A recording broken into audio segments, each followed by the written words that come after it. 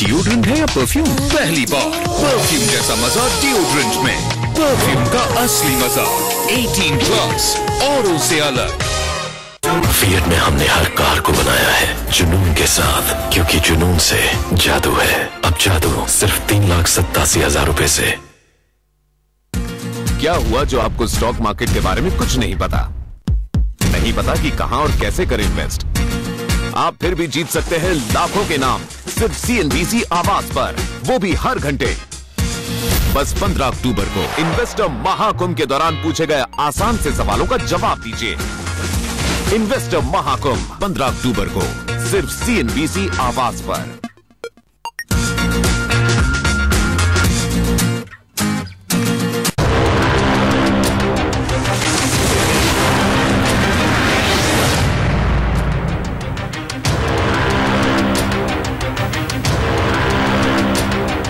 और इस वक्त हमारे साथ हमारे दर्शक जुड़ रहे हैं जो पूछेंगे पर्सनल फाइनेंस और म्यूचुअल फंड से जुड़े अपने सारे सवाल, और हमारे साथ हमारे तीनों एक्सपर्ट्स हैं। पहला सवाल हम लेते हैं उदयपुर से। हमारे साथ जुड़ रही हैं नीना सिंघी। पूछिए, क्या है आपका सवाल? आज के प्रेजेंट डे वर्ल्ड में जब इकोनॉमी इतनी लड़खड़ाई हुई है, तो do you think this is the right time for me to exit from the mutual funds जो मैंने टाटा इंफ्रास्ट्रक्चर के लिए हैं and invest into commodities like gold and silver? Hemant, जो कुछ फंड है उनसे निकलना चाहती है और दूसरी कमोडिटीज में पैसा लगाना चाहती है, क्या राय है आपकी सर? देखिए अनिल, ये काफी इन्वेस्टर्स की दुविधा रहती है, स्पेशली ये समय में जब इक्विटी मार्केट अच्छा नहीं कर रही है, तो आपको लगता है कि हमने जो पैसा इक्विटी मार्केट में लगाया है, चाहे आपने शायद शुरुआत में सोचा होगा लंबे समय के लिए लगाना है, लेकिन आज लग रहा है कि कुछ रिटर्न नहीं मिल रहा है पिछले 1 या 2 साल में, तो हम क्या करें?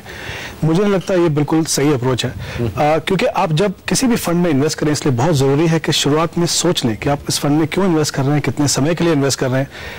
अगर आपने लंबे समय के लिए इन्वेस्ट किया है, और जो हम एसेट एलोकेशन की बात करते हैं, वहाँ पे इक्विटी के लिए भी जगह है, वहाँ कमोडिटीज के लिए भी जगह है, वहाँ पे फिक्स इनकम के लिए भी जगह है।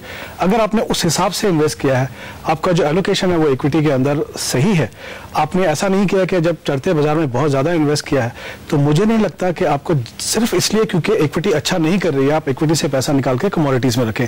जैसा मैंने पहले कहा, कमोडिटीज की अपनी जगह है आपके पोर्टफोलियो में।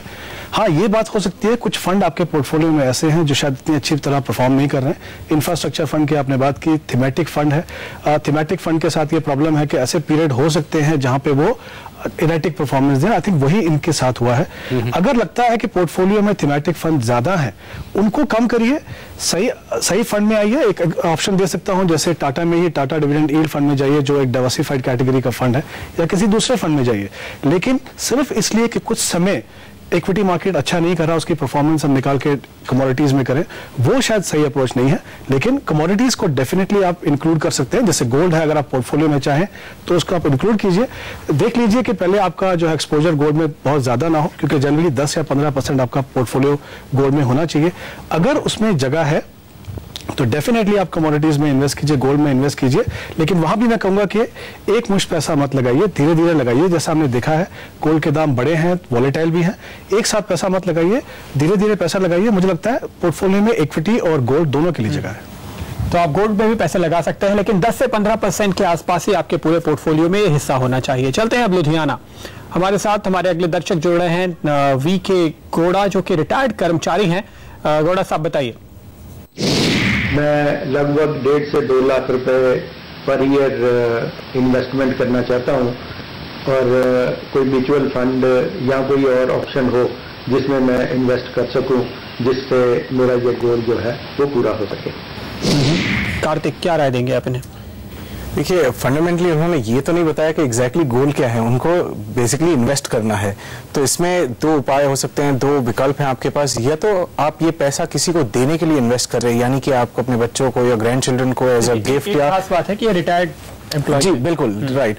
तो अगर ये पैसा किसी और को देने के लिए कर रहे हैं तो उसकी स्ट्रेटजी अलग होगी। अगर ये आपका अपना पैसा है जो आप अपने किसी इस्तेमाल के लिए, किसी उपयोग के लिए अगर आप इन्वेस्ट करना चाहते हैं, तो स्ट्रेटजी अलग होगी। तो पहली सूरत में ये होगा कि अगर आप किसी और को देना चाहते हैं तो डेफिनेटली आप इक्विटीज है, बैलेंस फंड्स है, उसमें आप कंसिडर कर सकते हैं, क्योंकि उस पैसे की जरूरत आपको अगले 3 या 4 या 5 साल में नहीं पड़ने वाली। यदि आप इस पैसे को अपने लिए, किसी अपने निजी इन्वेस्टमेंट के लिए यूज करना चाहते हैं और इसके बेसिस पे अगले 2 साल या 3 साल या 4 साल में आपको ये पैसे का जरूरत पड़ेगा, तो फिर आपके लिए उपाय है फिक्स डिपॉजिट। आपको सीनियर सिटीजन के फिक्स डिपॉजिट्स हैं जहां पे ब्याज दरें काफी अच्छी हैं आज की तारीख में। आपके पास FMPs है जो काफी टैक्स एफिशिएंट है। यदि आप 30% वाले टैक्स ब्रैकेट में है तो FMPs आपके लिए एक बेहतरीन जरिया है, क्योंकि वहां पे आपका जो टैक्स है वो करीब करीब 14% के आसपास हो जाता है, ना कि 30% टैक्स जो आपको नॉर्मली लगता है FDs के जरिए। आपके लिए नॉन कन्वर्टेबल डिबेंचर्स भी एक उपाय है, वहां पे भी आप इन्वेस्ट कर सकते हैं। आप चाहे तो इस डिबेंचर्स को आपको इंतजार करने की जरूरत नहीं है कि जब कोई नया सा IPO आए तभी आप इसको इन्वेस्ट करें। आप शेयर बाजार पे जाके जो ऑनलाइन प्लेटफॉर्म्स होते हैं या आपके ब्रोकर के जरिए आप वो नॉन कन्वर्टेबल डिबेंचर्स आप अभी भी खरीद सकते हैं। थोड़ा सा उसका भाव ज्यादा होगा, पर अगर आपको 11-11% भी रिटर्न मिलता है तो ये भी मेरे ख्याल से काफी एक अच्छा रिटर्न बन पाएगा। तो इस हिसाब से आप अपनी स्ट्रेटेजी बना सकते हैं। आप थोड़ा सा अगर जोखिम लेना चाहते हैं और अब ये मान के चले कि 2-3 साल तक आप इस पैसे को टच नहीं करेंगे तो MIP भी एक अच्छा उपाय बन सकता है। तो ढेर सारे उपाय हैं, चाहे आप एक रिटायर्ड एम्प्लॉय क्यों ना हो। लेकिन लेते हैं कुछ और दर्शकों के सवाल। विकास बेरी हमारे साथ जुड़ रहे हैं जालंधर से। विकास, क्या जानना चाहते हैं आप? मेरी पेंशन तकरीबन 25,000 है। मैं पैसे जो भी इन्वेस्ट किया म्यूचुअल फंड में किया है उसकी रिटर्न नहीं आ रही ठीक, डिविडेंड बहुत कम आ रहे हैं। मैं इस अमाउंट को कैसे शिफ्ट करूँ और कहाँ करूँ ताकि मुझे कम से कम बैंक का इंटरेस्ट तो मिले। हेमंत, ऐसा लगता है कि एक सेटिस्फाइड इन्वेस्टर है, बैंक के रिटर्न के बराबर यानी कि 10-11% से ज्यादा रिटर्न कमाने की वो उम्मीद नहीं रख रहे हैं। ऐसे में एक सेफ पोर्टफोलियो क्या हो सकता है इनके लिए? देखिए अनिल, 2 चीजें हैं यहाँ पे। एक तो ये कि हमने किसी एक फंड में इन्वेस्ट किया और मुझे लगता है जिस तरह से वो बात कर रहे हैं कि रिटर्न अच्छा नहीं मिला, वो शायद इक्विटी या इक्विटी ओरिएंटेड बैलेंस फंड की बात कर रहे हैं। जैसा हमने पहले डिस्कस किया, वो आप एक लंबे समय के लिए आप इन्वेस्ट करते हैं। अगर आपने ऐसा किया है शुरुआत में, आपने सोच के इन्वेस्ट किया कि मैं लंबे समय के लिए इन्वेस्ट कर रहा हूँ और अगर पिछले 2 या 3 साल में शायद आपको इतनी अच्छी रिटर्न नहीं मिली है। देखिए यही फर्क है इक्विटी और फिक्स इनकम में। फिक्स इनकम में आप प्रेडिक्टेबल रिटर्न मिलते हैं, आपको मालूम है कितना रिटर्न आपको मिल सकता है, थोड़ा ऊपर नीचे हो सकता है। इक्विटी में हम क्या करते हैं, हमारी एक्सपेक्टेशन क्या है कि लॉन्ग टर्म में हमारे जो रिटर्न है वो डेट इंस्ट्रूमेंट से हमको ज्यादा मिले, लेकिन वैसे रिटर्न आपको हर साल नहीं मिलेंगे। अगर आप, मैं फिर से यही कहूंगा कि अगर ये वेट कर सकते हैं, अगर इनका पैसा लॉन्ग टर्म के लिए है तो इक्विटी में रखें। अगर उन्होंने मन बना लिया है कि वो इक्विटी से निकाल के या इक्विटी ओरिएंटेड बैलेंस फंड से निकाल के फिक्स इनकम में आना चाहे, म्यूचुअल फंड में जैसे हमने बात की बहुत सारी ऑप्शंस है। एक सही ऑप्शन ये रहेगी जहां पे अगर उनको काफी प्रेडिक्टेबल रिटर्न चाहिए तो FMP की जैसे हमने बात की, एक काफी अच्छी ऑप्शन है इस समय पे, क्योंकि इंटरेस्ट रेट काफी हाई है। इस समय पे जो लॉक करेंगे उनको रिटर्न अच्छे मिलेंगे। और अगर यहाँ पे टैक्स एफिशिएंसी भी एक इशू है, डेफिनेटली फिक्स इनकम से FMP जो है वो काफी टैक्स एफिशिएंट है। आप कह रहे हैं कि अगर आपकी राय वो लें तो ये सही समय नहीं है इक्विटी से निकल के फिक्स्ड इनकम में जाने का, शायद बने रहे तो बेहतर हो। मैं तो नहीं कहूंगा, जैसे मैंने कहा, क्योंकि अगर हमने 5 या 10 साल के लिए इन्वेस्ट किया, हो सकता है आपको 2 साल हमको रिटर्न अच्छा नहीं मिले। अभी तो सही मौका नहीं है इक्विटी से निकलने का। वक्त हो गया है अब 5वें घंटे के विजेता का नाम बताने का। हमने आपसे पूछा था कि कमोडिटी बाजार का रेगुलेटर कौन है, और सही जवाब है FMC यानी forward market commission.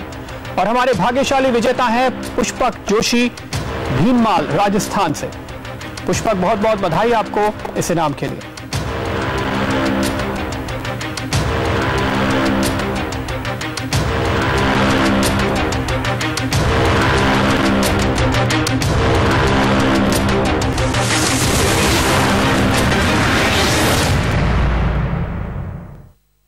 DCB, which is basically a mid-cap banking stock. Again, looking at the sort of results which it has been churning out in the last 2 to 3 quarters, and especially the last result, which came recently, which is better than what we were expecting. Like this stock has corrected in the recent past from levels of about 60, 62 to close to about 39, 40, and after that we have seen a bounce back. But still, in the short term, we see the stock moving to about 53, 54 levels. But the next 12 to 15 months, I see the stock again going back to those 68, 69 levels.